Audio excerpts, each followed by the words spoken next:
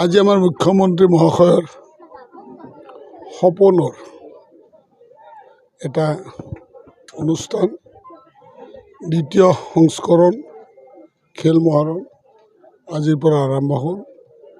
উদ্দেশ্য আপোনালোকে জানে, মুখ্যমন্ত্ৰী মহাশয়ে উপলব্ধি কৰিলে যে আমাৰ এই গাঁৱে ভূঞে চুকে কোণে বহুত প্ৰতিভা লুকাই আছে আৰু এই প্ৰতিভাখিনি গাঁৱতে মৰহি যায়।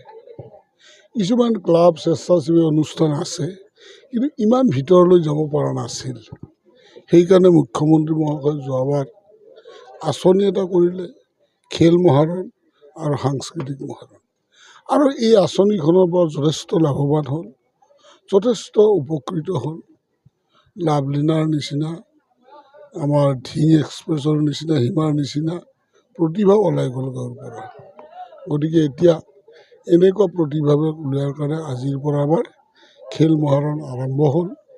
আৰু এই খেল মহাৰণ প্ৰথম পঞ্চায়ত পৰ্যায়, তাৰপিছত ব্লক পৰ্যায়, তাৰপিছত সমষ্টি পৰ্যায়, তাৰপিছত জিলা পৰ্যায় আৰু ৰাজ্যিক পৰ্যায়ত শেষ হ'ব। গতিকে আজি আমি ইয়াত এই চুইলাকাটা খেলপথাৰত শুভাৰম্ভ কৰিলোঁ।